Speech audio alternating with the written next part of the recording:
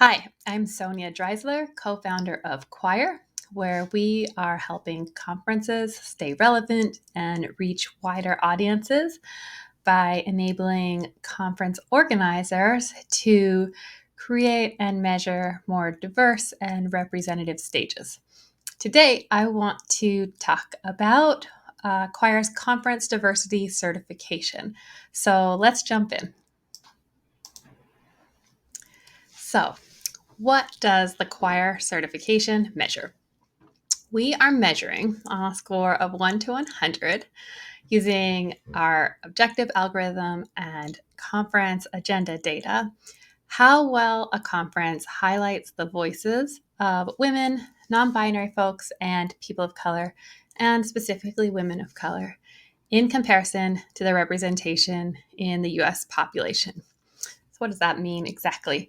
So here you can see what the US population looks like if it were broken down into these four groups: white men, white women, men of color, women of color. And first we look at, of course, who the speakers are. And this is a example conference data here. And then we go a step beyond who the speakers are and their race and gender to look at how much visibility each group gets. And so what the score is measuring is really this: how well does a conference include and highlight these voices, those of women, non-binary folks, and men and women of color. Scores of 60 or above make a conference eligible for one of these levels of certification. So let's dive in a little deeper. So the first thing we look at is after a conference has completed, we look at the final agenda. And we rate every single speaking spot on the agenda on 7 different visibility factors. You can see them here. And just for example, a keynote is much more visible than, say, one person on a 4-person panel when there's 3 other panels happening simultaneously.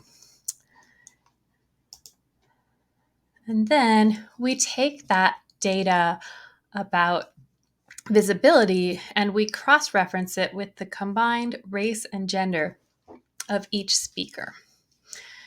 And while we look at the 4 big groups of people, like I showed a few slides back, to create the score, when we are collecting data, we look at a wide variety of races and ethnicities, which you can see here.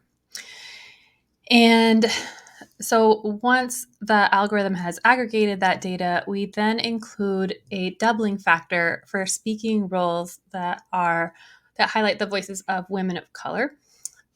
And that is to account for the double discrimination that women of color have faced. So we take all of that data, the algorithm creates a score, and if it's over 60, and the conference meets the pledge metrics, then the conference is eligible for certification. So what are the pledge metrics? You can see them in full on our website, which is hellochoir.com. But in essence, the conference needs to have diversity in keynotes, diversity on each panel, women of color represented throughout the agenda, not just in diversity, equity, and inclusion sessions, and an enforced anti-harassment policy. So after the certification process is over, what does a conference receive? First, they receive full data and reporting on about the prior conference so that they can understand their score and create a pragmatic roadmap for for improving year over year if needed. And then here they also get their choir score, which again is a score between 1 and 100 that indicates how well the conference is including and highlighting the voices of women, non-binary folks, and people of color in comparison to their representation in the US population. And so with the simple score, conferences can use that to benchmark progress easily year over year.